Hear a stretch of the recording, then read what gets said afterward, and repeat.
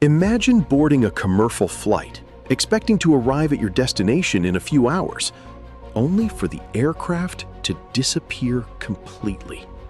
No distress call, no confirmed crash site, no bodies, and no definitive explanation.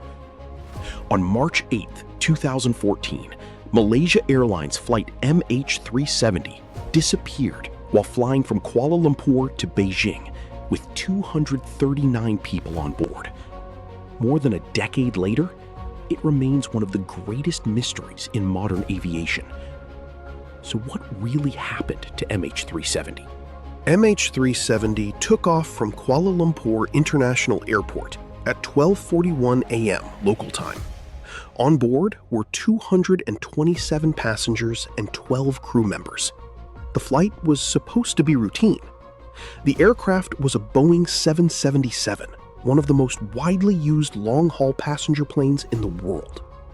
For the first part of the journey, everything appeared normal. Then, at around 1:19 a.m., the cockpit sent its final known radio transmission.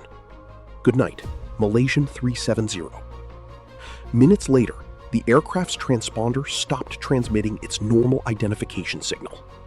MH370 had disappeared from civilian radar. But the aircraft had not simply vanished from the sky. Military radar data later indicated that MH370 had turned away from its planned route. Instead of continuing toward Beijing, the aircraft appeared to turn west, crossing the Malay Peninsula before disappearing from military radar as well. This raised a disturbing question. Why had the aircraft changed direction? Investigators initially searched the South China Sea, but later analysis revealed something extraordinary. Even after MH370 disappeared from radar, the aircraft continued exchanging automated signals with a communications satellite operated by Inmarsat. These signals did not reveal the exact location of the aircraft. However, they helped investigators determine possible flight paths. The evidence suggested that MH370 had most likely continued south toward the vast and remote Indian Ocean, and that made the search incredibly difficult. An enormous international search operation began. Aircraft, ships, submarines, and advanced underwater equipment were deployed. Thousands of square kilometers of ocean were searched, but the main wreckage of MH370 remained missing. The Indian Ocean is enormous, and much of it is extremely deep. Finding a single aircraft on the ocean floor is an extraordinary challenge. Then, in July 2015, more than a year after the disappearance, a crucial discovery was made. A piece of aircraft wreckage, known as a flaperon, was found on Reunion Island in the western Indian Ocean. Investigators confirmed that it came from MH370. Other pieces of debris were later found and linked to the aircraft. These discoveries provided strong evidence that the plane had ended in the Indian Ocean. But they did not answer the biggest question: why? Over the years, investigators and researchers have considered several possibilities. Could there have been a technical failure?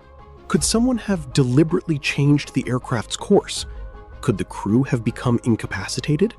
Could there have been a fire or another emergency?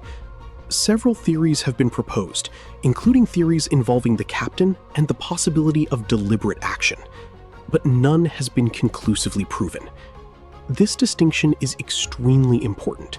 There is a difference between a possible explanation and a proven fact. Without the main wreckage and flight recorders, investigators cannot definitively determine what happened during the final hours of MH370. So why has the aircraft been so difficult to locate? First, the Indian Ocean is enormous.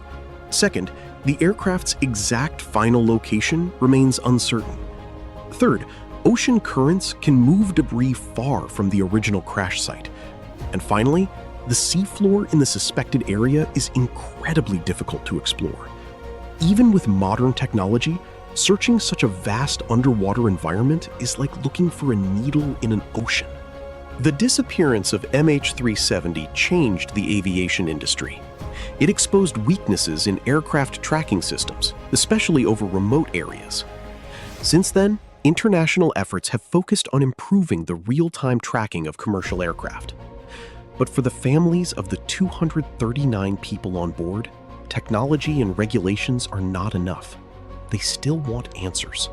More than a decade later, we know some important facts.